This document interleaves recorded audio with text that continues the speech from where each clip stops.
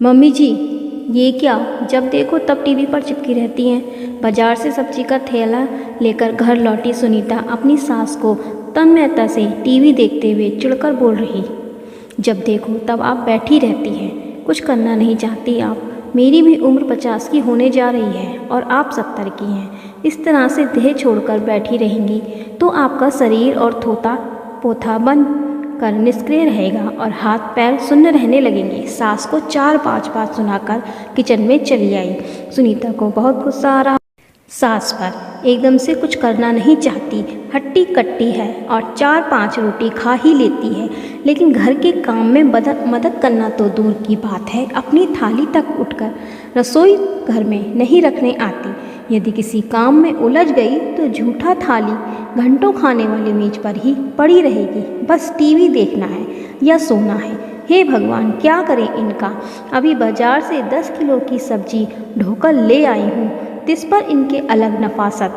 बड़बड़ाते हुए सुनीता रात के खाने की तैयारी में जुट गई। बड़ी बहू की जली कटी से आहत बिमला की आंखें भीग गईं और अपने कमरे में जाकर लेट गई। बिस्तर पर लेटे लेटे उनको अपने अतीत के कुछ पन्ने चलचित्र की भांति आंखों के समक्ष घूमने लगे।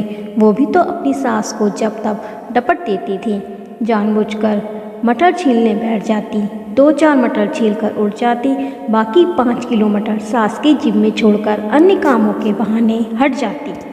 कभी उनको प्याज काटने को पकड़ा देती, कभी धुले हुए कपड़ों को तह लगाने को उनके कमरे में दे जाती।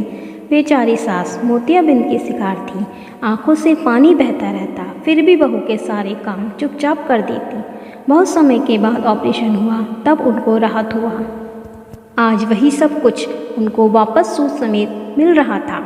वो जो सोचती थी कि बेटे की शादी के बाद बहू के सामने कोई घर का काम नहीं करेंगी, नहीं तो बहू नौकरानी समझ लेगी और मेरा कद हल्का हो जाएगा, भले ही वो काम करते करते मर जाए मेरी बला से। लेकिन आज सुनीता का रोष व्यक्त करना उनके हृदय को कचोट गया था। बाकी घर में बैठे बैठे हाथ पैर फूल रहे थे, शरीर भी भारी लग रहा था।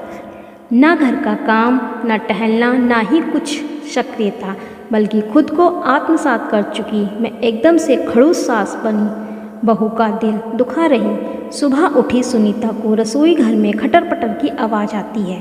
देखा तो सास नाश्ता बना रही है। अरे बहू, उठ गई? चलो जल्दी से ब्रश कर लो, चाय नाश्ता तैयार है। आलू के पराठे के साथ गाजर का हलवा और मूंगफली, नारियल, चना की दाल की चटनी, कड़ी पत्ता, राई के छौंक वाला। ये क्या गजब हुआ भाई। ऐसा खुशगवार पल देख सुनीता के चेहरे पर हर्षोल्लास छा गई। सौरभ भी अपनी माँ को किचन में काम करते देख खुश हो गया। वाह माँ, आज तुम पहली वाली माते के स्वरूप में वापसी की हो। और सुनीता को लग रहा सूरज कहीं पश्चिम से तो नहीं उगा है।